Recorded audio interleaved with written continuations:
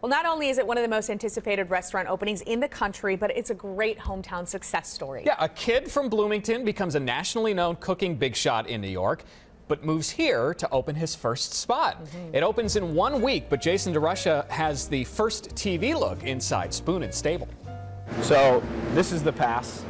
So this is where we'll basically plate all of the food. Never has so much attention focused on one Minneapolis restaurant, Spoon and Stable, opened by a New York City chef who came home. I grew up cooking and baking with my grandmother, Dorothy. Gavin Kaysen grew up in Bloomington, where even as a baby, you could tell he loved food. But when I was 15, my mom said, "You gotta stop mowing lawns, go get a job." The cold cut combo at Subway came calling. That got me into the cooking world, and not like I was necessarily cooking anything, but I was making sandwiches.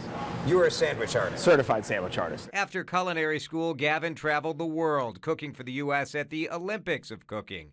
On Iron Chef, he was named Food and Wine's Best New Chef. Then legendary chef Danielle Boulud called him to work at his New York cafe. That's like getting the call to the Yankees, you know? It was a good call. I mean, there's 40,000 restaurants in Manhattan, you know? I mean, Cafe Boulud was consistently rated the top 15 or 20th best restaurant in that city. But when it came time to open his own place, Gavin picked Minneapolis. The food scene in the last 5 years has been insane. Spoon and Stable is an old stable in the city's North Loop, and the chef is notorious for collecting restaurant spoons. You're a thief. Slightly.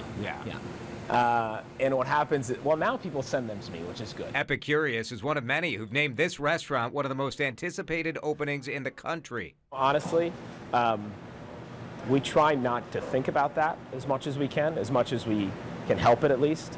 We feel the pressure. I mean, every day I wake up and I feel the pressure.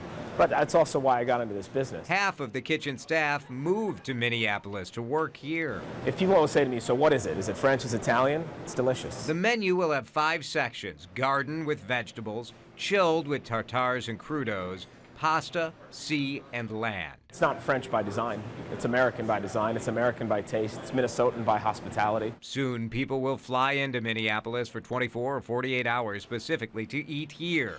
Good news for Spoon and Stable, but great for so many other restaurants about to be discovered on the national radar. I'm so proud to know that I grew up here and that I'm able to come back and that this is the food scene now. Pretty cool. You checked it out too. You got a little preview. About a week and a half ago, yeah.